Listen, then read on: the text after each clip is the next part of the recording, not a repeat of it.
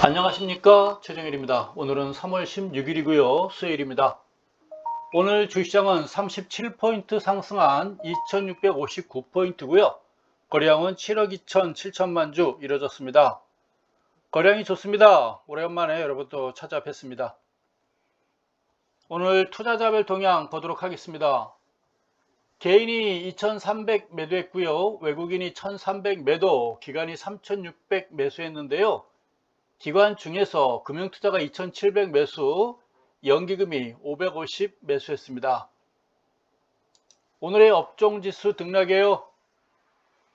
오늘 당일부터 볼까요? 최근 한 달 동안 보니까 2월 16일서부터 오늘까지 최근 한 달 동안 등락률 밑에 있습니다.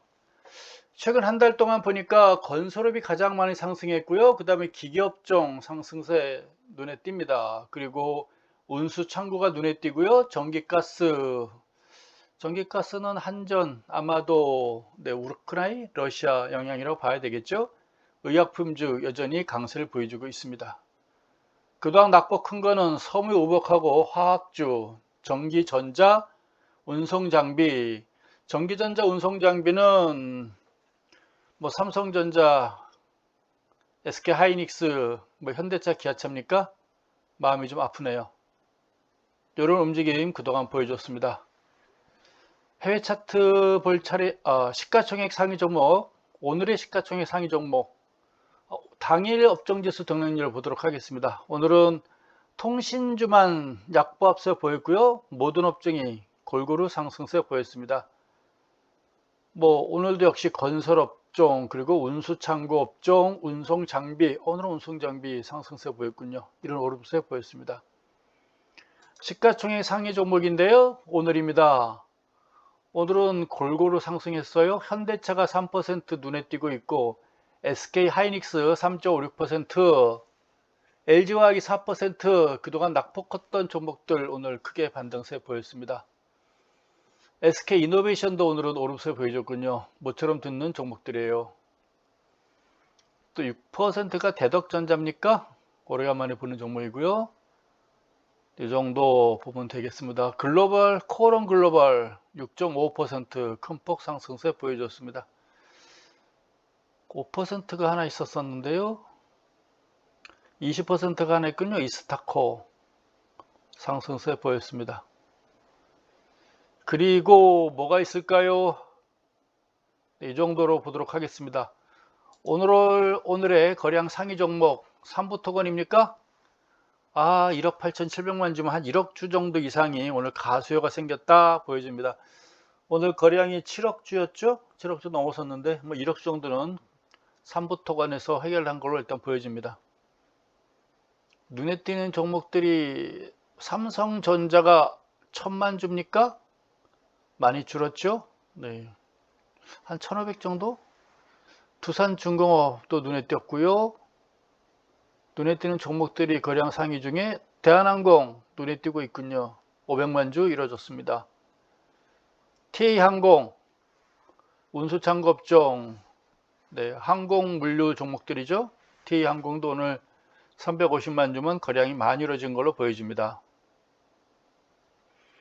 눈에 띄는 종목들이 뭐가 있나 보도록 또 하겠습니다.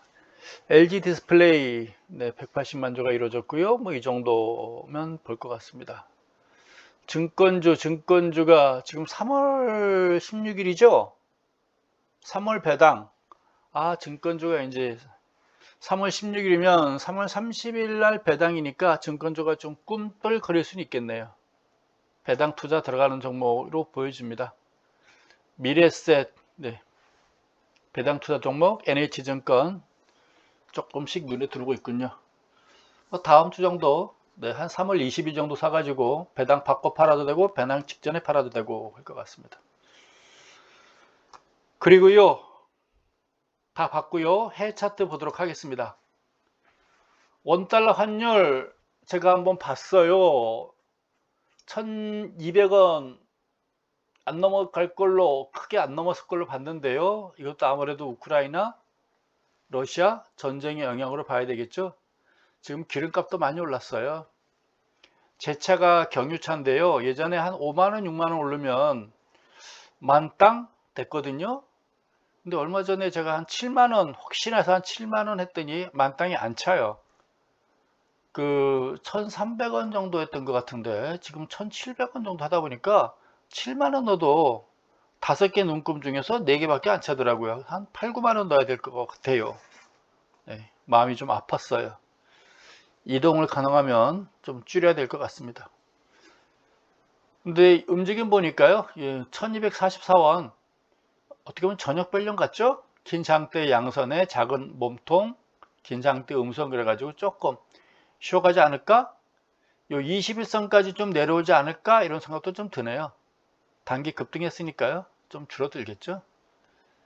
직전 고점들이 여기 있으니까 뭐 1200원대 근접하지 않을까 이렇게 싶어집니다. 다우존스예요.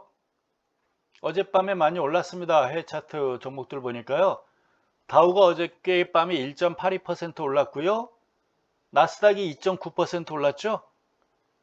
글쎄요, 지금 그 연준에서 코로나 사태 이후에 처음으로 금리 인상 하겠다는 이야기 말이 나왔는데도 불구하고 주가는 상승세 보였습니다. 어쨌거나 그 미국 연방준비위원회에서 금리 인상하면 우리 한국에도 영향을 좀 받지 않을까? 그 부동산 시장에도 제가 보기에 조금 악 영향을 미칠 걸로 보여집니다. 예전에도 말했지만 우리나라 부동산은 저는 상투는 쳤다고 보고 있거든요. 완만한 상승이냐 급격한 하락이냐 이렇게 보여집니다. 이게 정책으로 해결될 수 있는 문제는 아닌 것 같고요. 구조적인 문제상으로 제가 보기엔 좀 하락하지 않을까. 다가구 주택을 해결하면 좀 빨리 풀릴 것 같은데 앞으로 부동산 정책이 어떻게 될지 두고 봐야겠습니다. 아무래도 금리 올라가면 부동산하고는 조금 관계가 좋을 수는 없겠죠. 이 정도면 나스닥도 바닥을 확인해서 바닥 다지기 국면이 아닌가라는 생각이 드네요. MAC라든가 손해도 뭐 고개를 돌렸다라기보다는 바닥 다지기 정도 이렇게 보면 좋겠습니다. 이 장대 꼬리가 나름대로 단기 바닥은 뭐 신호로 보여지네요. 이 꼬리가 일단 단기 지선 이렇게 보여집니다. 꼬리가. 그 다음에 나스닥입니다. 시간이 지나면 나스닥은 아무래도 연초 장세 때 나스닥인데요. 연초에 오히려 반등할 나타나지 않았어요. 근데 나스닥 같은 경우는 첨단 우리나라 코스닥이라든가 나스닥은 봄철 되면서 결코 좋을 수는 없습니다. 수익률 게임에서 코스닥이라든가 나스닥이 그 거래소 시장에 비해서 다우에 비해서 수익률 게임에서는 조금 뒤처질 가능성이 있어요. 주로 연말 연초, 연초 장세 시장인데 연초에 큰 빚을 받지 못했잖아요. 뭐 제가 보기에 장중 여름에 봄, 여름, 가을까지도 큰 영향 거래소 시장에 비해서는 좀 수익률 좀 뒤질 걸로 이렇게 보여집니다. 좀 무디다라고 봐야 되겠죠. S&P 500입니다. 차트를 보니 이 정도면 바닥 다지 국면으로 봐야 되겠죠. MAC드라든가 소나라든가 일본 니케이 오래간만에 한 봤는데요. 역시나 1월달입니까? 1월달, 2월달, 3월달 하락폭이 계속 깊어지고 있네요. 이 연초 장세가 없던 거는 우리 한국뿐만 아니라 아마 전 세계적인 현상으로 이렇게 보여집니다. 워낙 그 뜨거웠던 시장이 있었기 때문에 연초다운 시장을 맞이하지 못한 것 같아요. 21선까지 근접을 하겠지만 글쎄요, 반등 여부는 또 두고 봐야 되겠죠. 거래량은 증가하는 거 봐서는 썩 나빠 보이진 않고 바닥 다지기 국면 정도로 같이 봐야 되겠습니다. 지금은 뭐 글로벌 시대이기 때문에 같이 움직인다고 봐야 되겠죠. 중국은 갑자기 왜 빠졌나요? 혼자서 잘 버티다가 남들 빠질 때 잘 버티더니 혼자 또 쭉 밀려버렸군요. 이것도 뭐 우크라이나 영향을 봐야 되나요? 하여간 중국 시장은요, 전 세계적인 시장하고 별개입니다. 그냥 독고다이예요. 자기네 나름대로 움직이는 그런 시장. 그냥 관심 있게만 지켜보면 됩니다. 우리 한국과 전혀 연관시킬 필요는 없어요. 이거 봐서는 단기 바닥을 쳤다라고 보여지네요. 21선까지는 한 반등할까요? 이 정도? 33,300이나 3,400까지는 이 정도까지 올라오지 않겠나 보여지네요. 요게 이제 잉태형이죠. 긴 자양대 음선의 작은 양선. 네, 잉태형. 요 정도까지는 뭐 반등 21선 가까이 일단 나와줄 거를 보여줍니다. 홍콩 항생이죠. 중국 빠지기 전에 먼저 빠졌어요. 제일 안타까운 시장이 홍콩이죠. 오늘은 뭐 크게 반등했군요. 9%씩이나 이렇게 저녁 변령, 셋변령 같은 반등을 보여줬습니다. 거래량도 좋고 역시나 뭐 20일 정도 아니겠나 싶어져요. 직점 저점 요 정도 내지 21선 가까이 요 정도 보여줍니다. 22,000, 22,500 정도 그 정도 아니겠나 싶어집니다. 거기 가서 21선 닫고 고민하겠죠.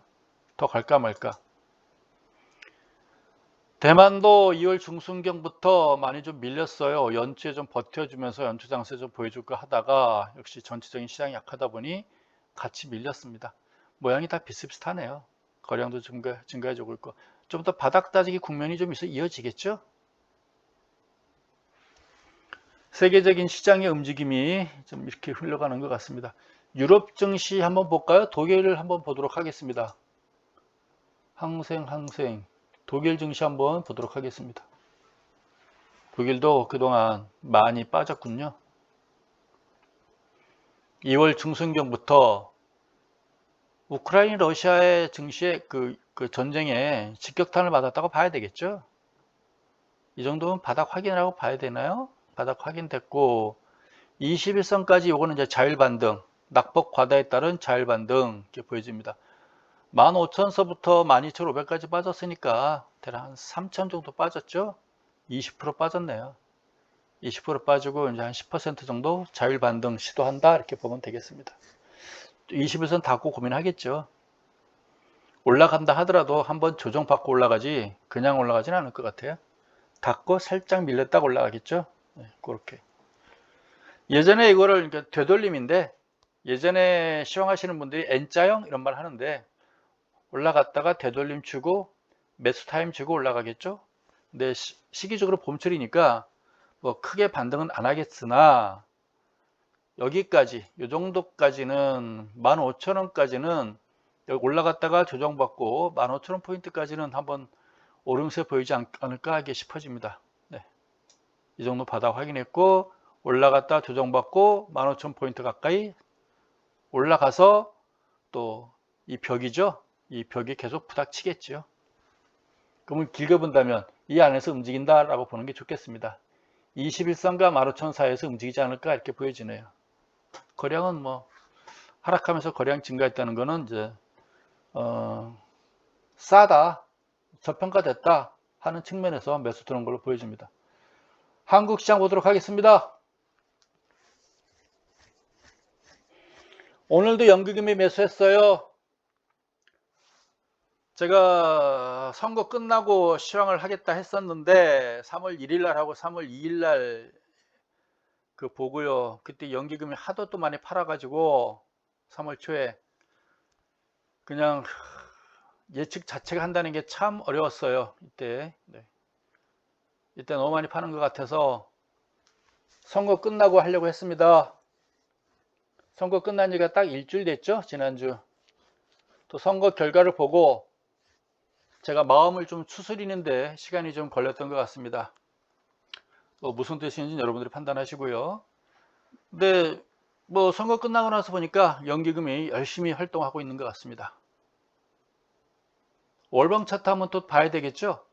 대한민국 시장은 또 월요일부터 월봉 차트부터 2000년도부터 시장 상승했지요. 2300 돌파했죠. 처음으로 2000포인트를 돌파했었던 게 2007년도입니다. 그리고 이제 글로벌 금융위기 폭락했죠. 폭락했습니다. 이때부터 2008년도부터는 이제 MB 정부예요.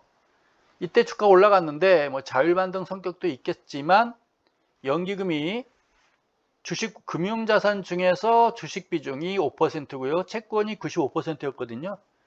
근데 주식 비중을 30%까지 늘렸다고 봐야 되겠죠. 쭉 거의 10년 가까이 2008년도부터 아마 글쎄 박근혜 정부 때까지 매수했다고 봐야죠. 빠지지 않고 이렇게 쭉 갔다는 얘기는 빠질 때마다 연기금 주식 매수 이렇게 보여줍니다. 네.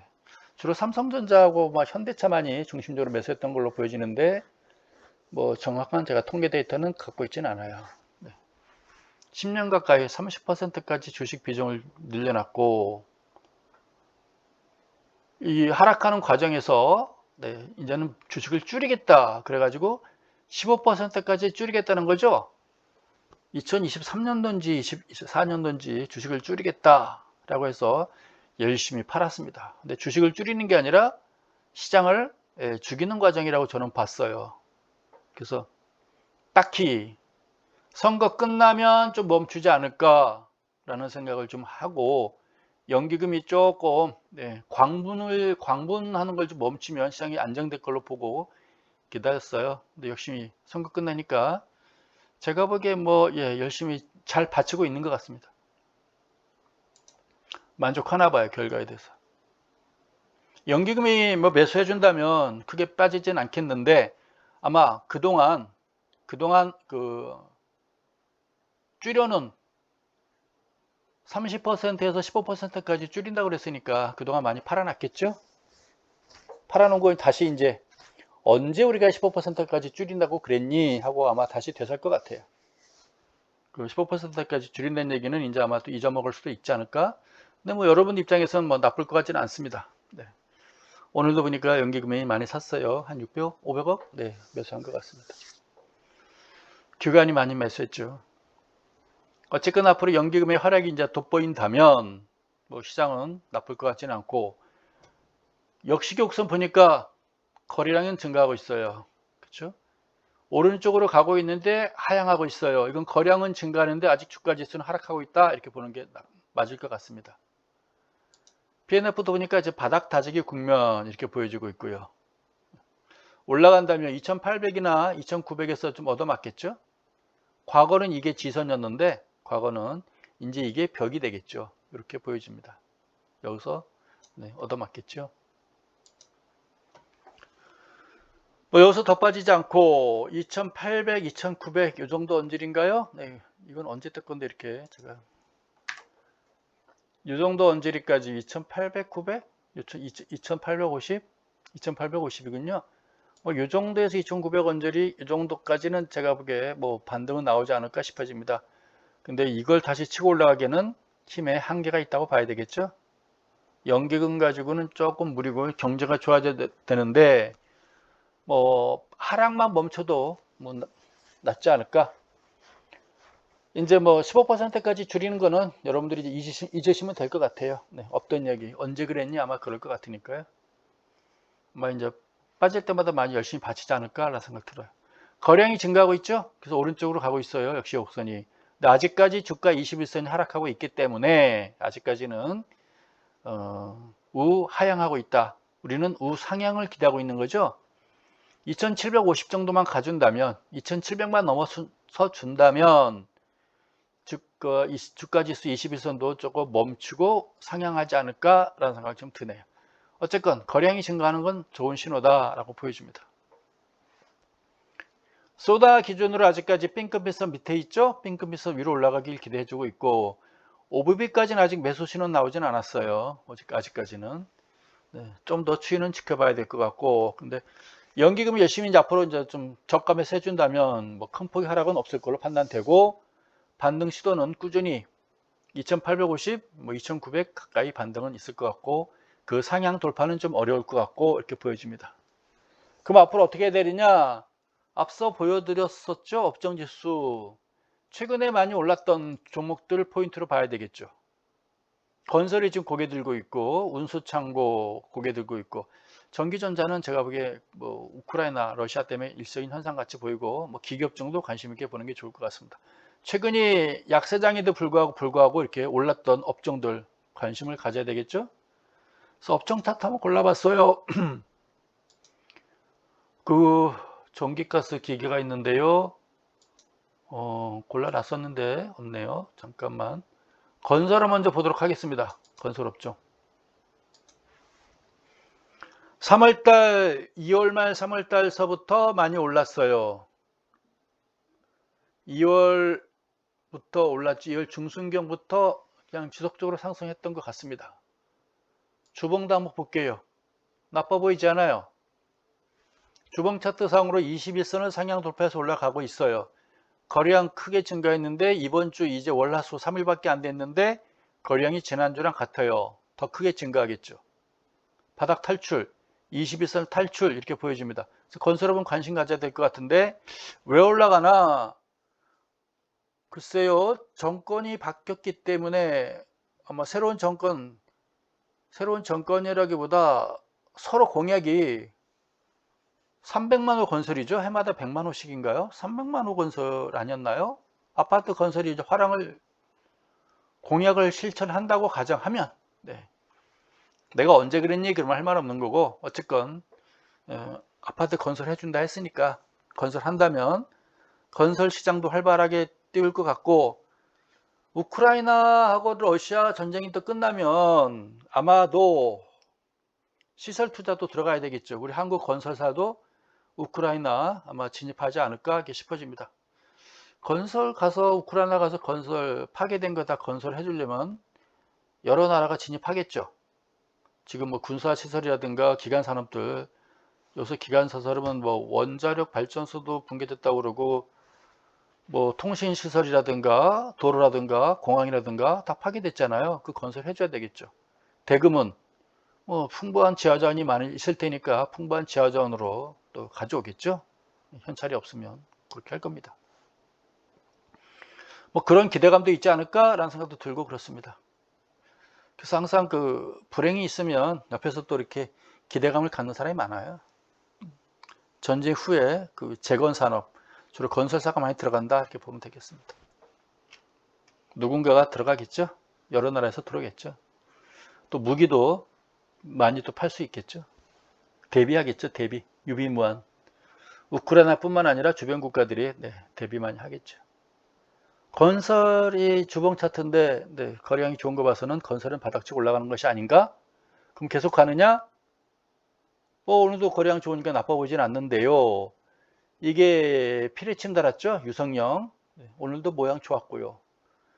뭐 이 정도까지 다 좀 쉰다든가 아니면 뭐 올라갈 때는 11선 조정받고 올라갈 수도 있고 아니면 21선 다시 조정받을 수도 있고 그렇습니다. 이 120선 정도에서 21선이 쭉 올라가니까 한 120이나 이 정도 선에서 만나서 살짝 조정받고 올라가지 않을까 이런 생각이 드네요. 그래서 당분간 건설은 소나라든가 OBV 차트 보니까 건설은 우리가 관심 가져도 될 것 같습니다. 제가 어떤 정보라든가 자료를 찾아보지는 않았어요. 제 느낌적으로 말하는 거예요. 네, 이때부터 올랐다는 얘기는 아마도 건설 300만 호인가요? 네, 그런 기대감 플러스 우크라이나 남의 불행이 나의 행복까지는 아니지만 뭔가 할 일이 생길 것이다. 그렇게 보고 싶습니다. 제 말이 표현이 좀 거칠었다면 제가 사과하도록 하겠습니다. 그 다음에 건설하고 아까 운수창고죠. 제가 3월 1일에도 운수창고 업종은 아마 설명을 드렸던 것 같아요. 괜찮아 보인다 그래가지고 몇 개 종목 보였었는데요. 주봉 차트 얘도 2월달서부터 운수창고 움직임이 좀 괜찮았었죠. 이번 주 지난주 3월 초에 거래량이 좀 줄어들었으나 이번 주는 지난주보다는 좀 많아질 걸로 보여집니다. MACD라든가 소나라든가 소나라든가 OBV 나빠 보이진 않는 것 같아요. 운수 참고입니다. 일봉 차트 꾸역꾸역 올라가고 있죠. 21선도 오니까 이 정도에서 한번 또 21선 닫고 다시 한번 또 재도약하지 않을까 라는 느낌도 좀 있네요. 지금 소나라든가 OBV 자체는 나빠 보이지 않습니다. 소나는 지금 핑크빛에서 위에 있죠. MACD가 지금 상승 기로인데 글쎄 단기적으로는 조금 숨이 차지 않니? 라고 보여지는데 큰 의미는 없어 보이는 거고요. 일단 단기 급등에 따른 1800에서부터 2200까지 갔으니까 20% 정도 상승했죠. 그에 따른 조금 조정, 숨고르기 정도는 있지 않을까 싶어지는데 관심은 가져도 좋을 것 같습니다. 운수 창고 간다는 얘기는 수출이 더 계속 잘 될 것 같다라고 보여지는 것 같아요. 해상 물류가 있고 한국 물류가 있는데 다 관심을 가져도 될 것 같다라고 보여집니다. 올해도 아마 수출은 잘 될 것 같습니다. 네. 정치만 잘하면 네, 좋아질 것 같습니다. 이 정도 종합주가지수, 운수창고, 건설업 최근에 상승률 좋았던 거, 약세장에도 불구하고 많은 상승폭을 보였던 운수창고, 건설업 보여줬습니다. 종목별로 보도록 하겠습니다. 현대중공업 지주가 펼쳐져 있군요. 제가 지난번 마지막 때 보여드렸던 그래프인가요? 이렇게 보였습니다. 2월달 조정받고 3월달 조정받고 또 살짝 조정받고 있죠. 주봉 차트를 보죠. 지금 단기적으로 보는 게 아니라 좀 장기적으로 보는 게 좋을 것 같아요. 현대중공업 지주 뭐 나빠 보이진 않아요. MACD가 있고 소나가 아직까지 밑에 있지만 핑크빛선 위에 올라갈 때까지는 좀 시간은 필요하다고 봐야 되겠죠. 21선 넘었을 때까지는 기다려볼 필요도 있겠죠. 아직까지는 쭉 흘러가고 있는데요. 21선 넘었을 때까지는 좀 지켜보자, 이런 움직임인 것 같습니다. 확인은 안 됐으나 관심을 가질 필요가 있겠다라는 신호입니다. 이 종목이 나온 건 아마 제가 가장 마지막에 이 종목을 보고 닫았던 것 같아요. 21선 넘을 때까지는 기다려보는 것도 나빠 보이진 않겠네요. 올해는 제가 작년에도 이야기했지만 올해는 제가 보기에 이쪽에 관심을 좀 가져야 될 것 같이 중국 관련주들 관심을 가져도 되지 않겠나 싶어집니다. 계속 제가 지켜보도록 하겠습니다. 많이 뭉쳐있죠, 이렇게? 좀 더 기다가 올라가지 않겠나 싶어지네요. 단기적으로는 뭐 나빠 보이진 않습니다. 그래서 어떤 이 긴 저항선이죠? 저항선 상향 돌파할 때까지는 우리가 좀 더 보는 것도 좋습니다. 건설업이 많이 떴기 때문에 건설 먼저 보도록 하겠습니다. 현대건설 많이 떴었죠? 현대건설 일봉이고요. 주봉 먼저 볼까요? 지난주, 지지난주 크게 반등하면서 20주 동평균선을 강하게 상향 돌파했어요. 거래량도 지난주 좋고 이번 주도 이 정도면 나빠 보이진 않고, MACD가 7월 달서부터 매도 신호 나왔다가 2월 말에 골든크로스 걸렸죠? 좋아 보이고 있고, 소나는 아직 확인은 안 됐으나 지금 핑크빛선 위를 향해서 올라가고 있고 그렇습니다. 오브위도 뭐 나빠 보이진 않고 그래요. 오늘 이번 주 움직임 어떻게 될지는 모르겠으나 뭐 21주 상향 돌파에 따른 뭐 단기적인 조정도 있을 수는 있겠죠. 근데 이 정도면 현대건설은 우리가 눈여겨봐야 되지 않겠나 이렇게 보여집니다. 일봉 차트인데요. 여기죠? 한번 쭉 그려볼까요? 이 정도? 이렇게 저항선 그려볼 수 있겠죠? 이 정도면. 지금 저항선을 지난 7월 달서부터 형성된 저항선이니까 거의 6월 달, 7, 8, 거의 9개월 만에 지금 상향 돌파했거든요. 9개월 만에. 그 의미 있는 저항선 돌파라고 보여져요. 단기적으로는 이제 고점 치고 4만원에서 5만원까지 갔으니까 20% 넘게 상승했잖아요. 좀 조정은 필요하다 보여집니다. 이게 유성형이죠. 위에 꼬리 달고 있고 피레칭 같이 별똥별. 글쎄요, 45,000원 가까운 조정 좀 있지 않을까 싶어지네요. 21선 닿는 데까지 이 정도 조정 보여집니다. 거래량이 좀 줄어드는 거 봐서는 단기 조정, 그 단기 조정 시 여러분들이 한번 매수 포인트를 잡겠다면 이 정도 45,000원 언저리 아니었나 싶어집니다. 단기적으로 뭐 MACD라든가 뭐 소나라든가 OBV 다 좋아요. 관심 가져보시기 바랍니다. 어떤 재료가 있는지는 제가 확인 안 했는데 앞서 말한 대로 아마 아파트 건설은 계속 이어질 걸로 보여주고 있고, 공약을 지킨다면 러시아 우크라이나 전쟁 후에 한국도 그 건설 현장에 가지 않을까 싶은 생각 듭니다. 이란 이라크 예전에 80년대 말이죠. 88년도인가 이란 이라크 10년 전쟁 끝날 때요, 끝난다고 종전선언 하자마자 대한민국 건설주가 한 달 동안 2배 가까운 급등했었어요. 2배 이상 더 올라갔다고 봐야겠죠. 대림 산업이 13,000, 14,000원짜리가 3만원 가까이 갔고요. 그때 현대건설이 11,000원 정도 했는데 아마 25,000원까지 올라갔으니까 2배 이상 좀 더 올랐었죠. 더 못 간 이유는, 더 갈 수 있었는데 못 간 이유는 그 당시 증권주가 3만원이었거든요. 3만원이었거든요. 그 당시 증권주 인기가 제일 좋았거든요. 88년도에. 그래서 대림산업이 아무리 좋아도 증권주보다 올라가면 되겠니? 그래가지고 못 올라가더라고요. 네. 좀 이상한 논리였죠. 호랑이 담배 피던 시절 얘기예요. GS건설이 상승폭이 제일 좋았군요. 오, 38,000원이 48,000원, 뭐 5만원 가까이 갔었으니 얘는 거의 30% 가까운 상승, 건설 상승을 주도했었습니다. 좋아 보이네요. 네. 현대건설 비실비실 따라가더니 오히려 현대건설을 주도해버리네요. 요거 이렇게 보면 되겠죠, 이렇게? 어쨌건 긴 저항선 고점을 상향 돌파했어요. 종합주가지수는 바닥을 헤매고 있는데 얘는 요 저항선 추세를 상향 돌파했다라고 보여집니다. 중기적으로 MACD라든가 소나라든가 OVV 움직임도 나빠 보이진 않습니다. 일봉 차트 보도록 할게요. 네. 거래량 좋고요. MACD 다 좋아 보입니다. 요런 건 우리가 이제 역시곡선으로 보게 되면요. 이거죠? 우상향인데 아주 급격하게 상승하고 있잖아요. 거래량도 증가하면서 주가도 올라가고 있는 아주 좋은 신호 이렇게 보여주고 있습니다. PNF 차트입니다. 네, 직전 고점 와가지고 PNF 상으로는 직전 고점에 따른 조정 이렇게 보여집니다. 볼까요?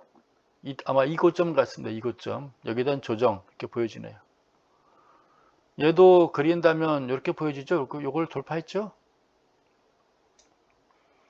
조정받으면 요 21선 이 언저리까지 좀 조정이 있지 않을까. 이때 이 고점 45,000원입니까? 44,000원, 45,000원은 크게 깨지 않을 걸로 이렇게 보여집니다. 일단 고점을 상향 돌파해서 올라갔기 때문에 이거는 직접 이 당시 2021년도 4월달 2년 전 고점에 대한 어떤 그 심리적인 저항인 것 같고요. 조정을 갖춘다면 이 정도 아니겠나 싶어집니다. 21선 올라오고 있고요. 이 정도 가격 44,000원, 45,000원 이때 고점 이게 또 지선으로 작용할 걸로 보여져요. 현대건설보다 GS건설이 장을 주도하고 있다라고 보여집니다. 그 다음에 001880 제가 하는데 지금 고양이가 옆에 와가지고 제가 지금 자판기를 제가 지금 사수하고 있습니다. 얘 건들까봐 갔으면 좋겠는데 뭐 괜찮죠. DL건설 대림건설이죠. 뭐 주봉도 얘도 이번 주까지 3주차죠. 3주차 양선이고요. 네, 바닥 다졌고 거래량 나빠 보이지 않고 MACD 소나도 핑크빛선 위에 올라와 있고 뭐 OBV도 뭐 좋아 보입니다. 일봉 시간 후 차트예요. 단일가 거래가 종료됐습니다. 네, 6시가 된 모양입니다. 직전 고점 언저리에 따른 조정도 있고요. 얘는 뭐 진짜 대림건설은 빠져도 많이 빠졌네요. 26,000원서부터 3만원까지 왔으니까요. 한 15% 오른 종목이죠. 거래량 최근에 좋고요. MACD라든가 뭐 소나라든가 OVV 급격히 상승하고 있습니다. 역시 15% 상승에 따른 일시적인 조정은 있을지 모르겠으나 요 모양새는 참 좋아 보이네요. 오늘 장대 양선은요. 뭐 추격 매수는 하지 마시고요. 항상 조정시 장중이라도 조정시 얘도 역시 곡선은 좋아 보이겠죠? 이건가요? 네, 좋아 보이네요. 이거겠죠? 네, 올라가고 있습니다. 그동안 고생했다가 쭉 내려왔다가 이제 막 우상향하고 있는 이런 모양새입니다. 네. 나빠 보이진 않다고 봐야 되겠죠? 이렇게 보여집니다. 너무 뭐 아직까지 뭐 공격적인 것보다는 조정시 뭐 저가 매수는 나빠 보이진 않는 것 같아요. 주봉 차트상으로는 뭐 좋아 보입니다. 일봉 차트상으로도 이 정도면 뭐 나쁘다고 말할 수는 없는 거죠. 괜찮다 이렇게 보여집니다. 직전 고점 근접에 따른 뭐 자율 조정 정도 이렇게 보는 게 좋겠네요. 그래서 혹시 조정이 있다면 장중 조정이라도 조정 시 분할 매수를 권해드립니다. 거래량이 좋아 보입니다. 코롱도 볼까요? 그동안 많이 안 봤던 종목인데 건설이 좋으니까요. 네, 이제 고양이가 두 마리가 와서 제 옆에서 놀고 있어서요. 자판기를 조심스럽게 두드리겠습니다. 코롱 글로벌 좋네요. 네, 이건 뭐, 네, 오늘이 대림하고 코롱이 오늘 또 건설주를 주도했군요. 이 약세장임에도 불구하고 건설주가 살아나는 거 봐서는 어떤 재료인지 확인 안 했어요. 근데 앞서 말한 대로 막 부동산 이때부터 움직였다는 얘기는 부동산 건설, 아파트 건설에 대한 어떤 큰 기대를 하고 있는 것 같고, 그동안 뭐 아마 여기저기 그 공약하면서 뭐 여러 가지 뭐 많이 한다고 하지 않았나요? 아파트뿐만 아니라 뭐 도로 건설도 있는, 고속도로도 있고 도로 건설도 있고 뭐 KTX 건설도 있고 또 뭐 그 지하철 연장선도 있는 것 같고 뭐 원자력 발전소 새로 또 뭐 발전 뭐 새로 진다고 그랬고, 아마 모든 것들이 아마 건설에 포인트를 맞춘 것 같습니다. 뭐 깨끗하게만 한다면 얼마나 좋겠어요. 깨끗하게 해주길 기대해 봅니다. 어쨌거나 건설주가 숨통을 트인 것 같습니다. 그쵸? MACD 얘도 작년 10월달 이후로 모양새를 살펴가고 있어요. 소나 OBV. 네. OBV 나쁘지 않고, 소나는 서서히 이제 네, 핑크빛선까지 고개를 좀 시간은 필요하겠으나 주가 지수는 이미 움직이고 있습니다. 21선 돌파했으니까 모양이 또 좋아 보이네요. 일봉 차트고요. 네. 좋습니다. 모양이 좋은데 그렇다고 막 공격적인 추격 매수보다는 장중 조정이라도 조정 시 한번 관심 가져보시고, 갑작스럽게 뭐 성질 상남자 나는 한꺼번에 그냥 하지 마시고 네, 분할 매수를 권해드려요. 안전한 게 최고입니다. 안전 운전 최고고요. 좋아 보여요. 거래량도 이 정도면 증가하는 거죠. 역시 곡선 여기죠. 거래량 증가하고 주가 상승하고 있는 이런 모양새입니다. 어우, 여기까지 올랐으면 좋겠어요. 나빠 보이진 않아요. 어떤 약세장에도 올라간다는 얘기는 좋은 신호입니다. 2022년도 장을 주도하는 거 아니겠니? 이렇게 보는 게 낫겠죠. 건설주하고 온수창고 이렇게 보여줍니다. 편안하게 할게요. 옆에 있던 고양이들 같습니다. 떠드니까. 동부건설 오늘 대량 거래되면서 좀 많이 얻어맞았죠? 그래프가 썩 예뻐 보이진 않습니다. 앞에 두 종목들보다. 당분간 요 14,000원 언저리 21선 다른 종목에 비해서 많이 오르진 못했어요. 13,000원에서 14,000원대니까요. 한 10%? 요 긴 장대 꼬리하고 요 몸통이었던 그 향후 한 일주일 정도는 이 안에서 움직일 것 같아요. 14,000원에서 15,000원 사이에 움직이지 않겠나 싶어집니다.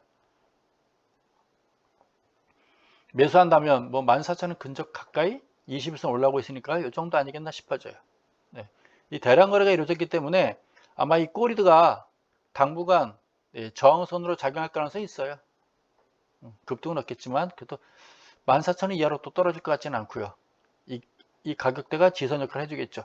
21선 서서히 올라올 테니까 14,000원 근접시 뭐 저가에서는 뭐 무난해 보인다라고 보여집니다. 급등한 종목 따라가기 뭐하면 뭐 동부건설 나는 안전한 거 할래? 조금 먹고 안전한 거 할래? 뭐 이런 것도. 근데 투자 요령은요, 그 앞서가는 종목이 항상 좋아요. 넘버 2보다 넘버 1 사는 게 안전하긴 해요.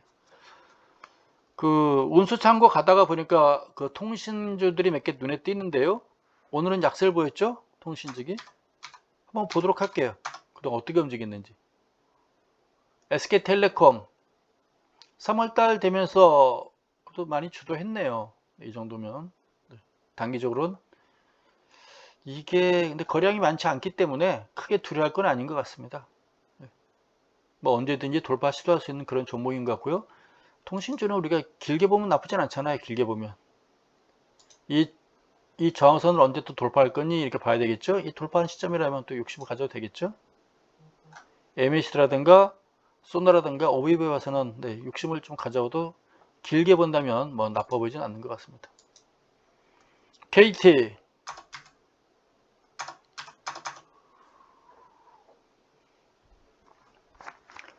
좀 탄력은 없어 참 재미없었어요. 빠질 때 안 빠지고. 근데 남들 빠질 때 또 고개를 또 들고 있네 얘는.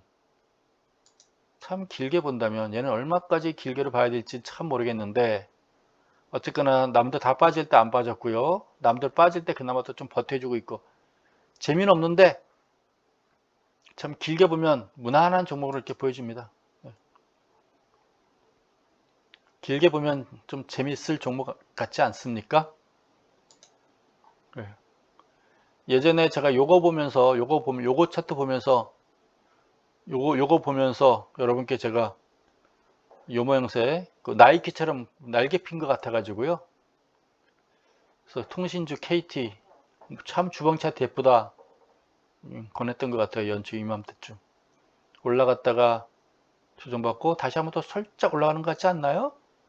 단기 급등 후에 이 급등 후에 여러분들이 엘리오 파동 좋아하잖아요. 1파 상승, 2파 조정, 3파 상승, 4파 조정 후에 5파가 남아있지 않니? 이런 기대감인 것 같습니다. 저는 엘리어트는 뭐 썩 좋아하진 않으나 여러분들이 제 밑에 있는 그 지표에 있는 그 엘리어트 파동 이론인가요? 그건 여러분들이 열심히 네. 하루에도 한 2, 30명씩 여러분들이 와서 2, 30명이 더 되죠? 하루에도 한 4, 50명 정도가 그 엘리어트 파동 여러분들이 많이 공부하고 계시더라고요. 1파 상승, 2파 조정, 3파 상승, 4파 조정, 이제 마지막 5파를 한번 기다리고 있는 것이 아닌가 이런 생각도 들고 그렇습니다. 주봉 차트니까 기대해 볼 만하겠죠? 네. 네, 이건 길게 보면 어떤 조정이면서 원형 바닥형 같은 그런 모양새잖아요. 관심 있게 한번 지켜보세요. 썩 나빠 보이진 않습니다. 요 기간 동안에 그래도 MACD가 꾸불꾸불 고개는 들고 있네요. OBV가. LGU 플러스요. 비슷하죠? 주봉 차트도 그렇고. 주봉 차트는 이제 요걸 봐야 될까요? 이렇게? 이게 언제 돌파하니? 거래량이 아직 눈에 띄진 않고 있고, 그 주가 21선이 아직까지 하락하고 있기 때문에 한 발 느리긴 해요. 근데 MACD라든가 소나 고개 들고 있고, OBV 살짝 고개 들고 있는 거 봐서는 한번 기대해 볼 수 있겠네요. 그렇죠? 요 돌파 시도하는 시점에서 LGU 플러스 나는 미래 선침해할래 뭐 그럴 수 있겠지만 요 14,000원 정도 올라가는 시점이 타이밍이 아닌가 이렇게 싶어집니다.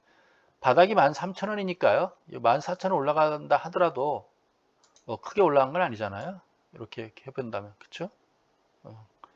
관심은 가지고 계속 지켜는 보십시오. 네, 추이를 지켜보십시오. 재밌을 것 같습니다.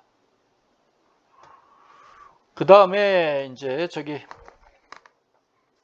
그 3월 1일 날 보여드렸던 그 운수 창구업종 몇 종목 보도록 하겠습니다. 대한항공 한번 볼까요? 대한민국의 항공물류의 선두주자죠. 대한항공. 오늘 많이 올랐어요. 3.76%가 올랐어요. 주봉 차트를 보면 어떤 모양새인지 보도록 하겠습니다. 다 뭉쳐 있죠? 네, 뭉쳐 있어요. 제가 뭐 땅콩을 좋아하진 않아요. 땅콩을 좋아하진 않으나 어쨌거나 대한민국은 수출을 해서 먹고 사는 나라예요. 전 세계 8대 무역 국가입니다. 수출을 하든 수입을 하든 대한민국은 뭐 반도 국가고 위에는 막혀 있고 결국 배로 날르든 선박으로 나르든 비행기로 날라야 돼요. 한 5%가량이 비행기고요. 95%가 선박이거든요. 근데 그 5%를 결국 대한항공이 갖다 나르는 거 아니겠어요? 그래서 제가 보기엔 한국, 대한민국 수출이 앞으로 계속 이어진다면 대한항공은 제가 보기엔 승객뿐만 아니라 그 화물은 계속 있기 때문에 전망은 밝다 이렇게 보여집니다. 게다가 뭐 하반기쯤 코로나가 조금 이제 잠잠해진다면 또 승객까지 나를 수 있겠죠. 그래서 대한항공은 계속 관심 있게 지켜보세요. 네.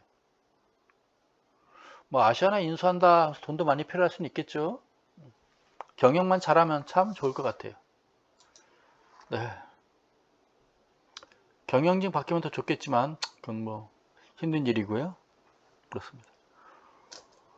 TA항공도 한번 보도록 할게요. 오늘입니까? 권리락이 뭔가요? 권리가 뭐죠? 권리락? 배당 나가니 권리락. 증자를 했나요? 그랬군요. 그럼에도 불구하고 오늘은 또 거래량 증가하면서 소폭 나빠 보진 않네요. 네. 오늘 거래량이 좀 좋았고요. 뭐 아시아나항공도 있겠으나 거래량이 지금 대한항공과 더불어서 T항공이 거래량이 많아가지고 여러분께 제가 보여드리는 겁니다. 뭐 썩 나빠 보진 않은 것 같습니다. 올라갔다가 여기 플랫폼이거든요. 플랫폼 형성하고 나서 다시 되상승하는데 혹시 조정을 내가 매수하고 싶어요. 그럼 이 정도 근접할 때 이 정도 이렇게 보면 되겠죠. 20일선 근접할 때 내일이라도 이 정도 와주면 이때 매수하는 건 뭐 썩 나빠 보일 것 같지는 않습니다. 크게 손해날 건 없을 것 같아요. 이 정도 왔을 때 매수하면. 그 다음에 대한해운 페노션? 오, 2월 달서부터 페노션이 많이 상승했군요. 제가 이 회사는 뭐 하는 회사인지 자세히는 모르겠어요. 2007년도부터 탄생했나요? 그래서 예전에 제가 매매하지 않았던 종목이라 잘 모르겠는데 뭔가 이때는 기대감을 가지고 120만 원입니까? 하락한 겁니까? 앵병분할한 겁니까? 하여간 뭐 120만 원짜리가 지금 7천 원까지 빠진 건 망한 거 아니에요? 안 망하고 이렇게 버텼다는 얘기는 어떻게 해석해야 되나요? 어쨌건 상장할 때 장난친 거죠. 120만 원에 상장했다는 얘기는 그때 장난친 겁니다. 그때 샀던 투자자들만 속은 거죠. 펜오션 단기 급등했긴 했으나 뭐 모양은 좋네요. 근데 길게 본다면 길게 본다면 뭐 눈여겨볼 수 있는 그런 종목. 글쎄 따라간다라기보다 혹시 조정이 단기 급등했기 때문에 조정 와가지고 여기 20주 이동평균선 있죠? 6,000원 언저리 닿는 선까지 기다렸다 매수하는 것도 나빠 보이지 않겠어요. 안 오면 안 사면 되는 거고. 이 정도 물량대에서 지금 진입했기 때문에 어떤 심리적인 저항인 것 같고 이때 매수하셨던 분들이 기관들이라든가 개인들이 근처 왔기 때문에 팔겠죠. 이 정도 아니겠나 싶어집니다. 이 정도 21선 20주 닿는 선이 아닐까 매수 시점은 이렇게 보여집니다. 선도 했군요. 선다고 있군요. 그렇죠? 이 물량대 있으면 얻어맞고 있는 거죠. 이 물량대에서 좀 짧게 본다면 21 이동평균선 이 정도 조정은 좀 있을 것 같아요. 이 정도 왔기 때문에 물량을 좀 받을 것 같아요. 올라간 거 한 절반 정도 빠진 6,000원 언저리 이 정도까지 보는 게 좋지 않을까 싶어집니다. 그래서 더 올라갈 수도 있겠지만 굳이 뭐 따라가면서까지 살 필요가 있을까? 그런 생각이에요.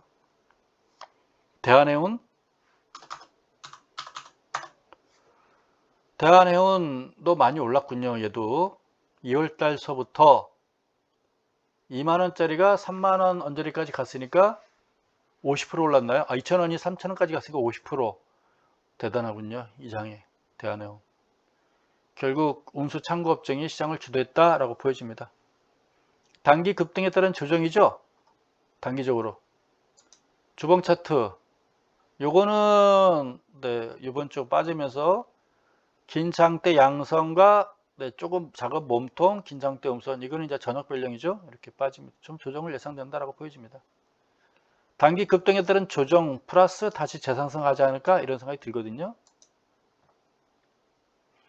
어차피 한진해운이 그 상장 폐지돼서 날아갔기 때문에 이제 수출은 대한해운밖에 없을 거예요. 관심 있게 지켜봐야 되겠죠. 역시 경영만 잘해준다면 조정은 좀 필요한 것 같아요. 50% 올랐기 때문에 한 절반 정도 조정? 이 정도? 이 정도? 까지 한번 좀 올랐다가 한번 출렁거렸다 올라가는 게 맞는 거거든요. 21선 닫고 대반등할지는 모르겠으나 그래도 뭐 요거 2,700원 언저리입니까? 좀 더 조정이 있다 갔으면 좋겠죠, 여러분들. 조정 빠지면 또 빠진다고 또 손 놓으면 안 되고요. 조정 시 매수 시점 찾아보시기 바랍니다. 올라간 거 한 절반 정도? 2,500원, 600원 요 언저리까지 기다려 보시기 바랍니다. 요 언저리까지. 그 다음에 한국조선해양 그동안 어떻게 움직였나요? 크게 상승은 못했는데 예, 올라갔다 밀렸다가 주봉으로 볼게요. 올라갔다 밀렸다 모양은 참 예쁘죠.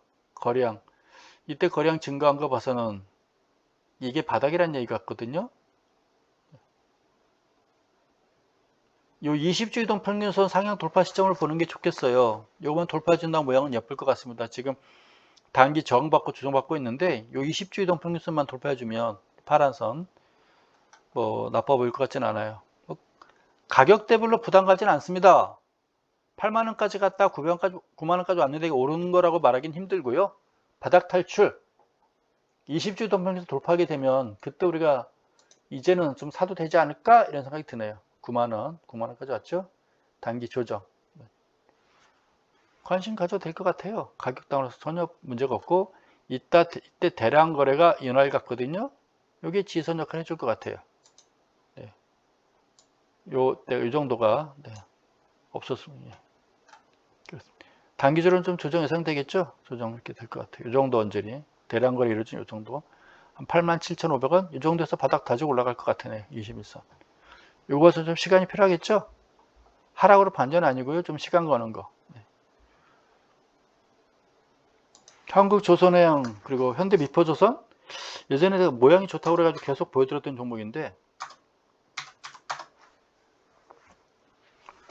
모양은 좋았는데 주가가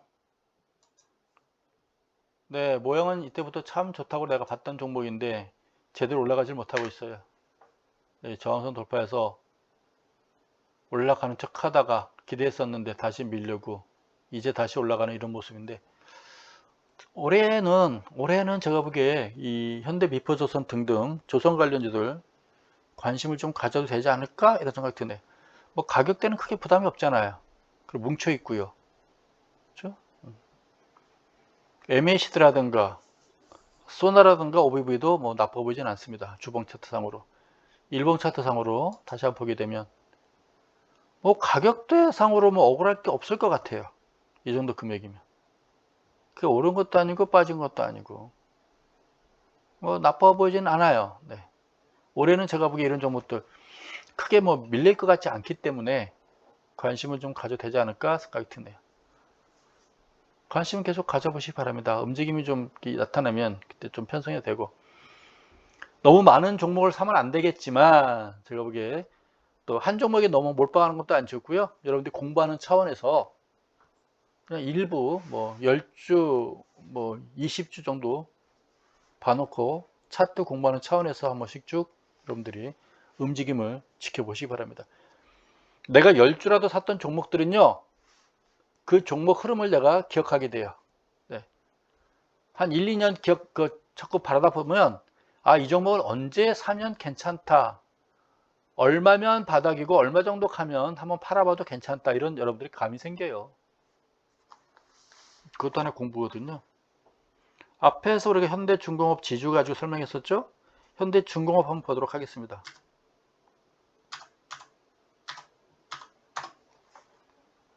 현대중공업이죠.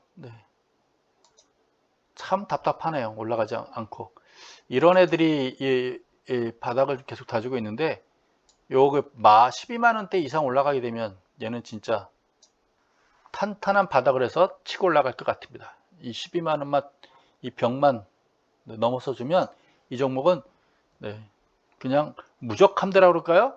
어떤 저항이 없어요. 12만원대 미리 이 종목도 21선 닿는 정도 선에서 올해는 현대미포조선이라든가 현대중공업이라든가 뭐 이런 종목들 조선산업이 올해부터는 살아날 것 같습니다. 그래서 한국 경제가 밝은 게요. 반도체 좋고요. 자동차 잘 나가고 있고요. 이 조선까지 살아나고요. 철강은 지금 뭐 한국이 뭐 넘버 1, 2 버티고 있고요. 물량에서는 중국이 뭐 세계 최고지만 워낙 땅덩어리 크고 뭐 철강 뭐 원자재가 풍부하기 때문에 그래도 넘버 2가 한국이기 때문에 나쁘진 않고요. 항공은 지금 뭐 전투기 잘 만들고 있잖아요. 기간산업 튼튼해요.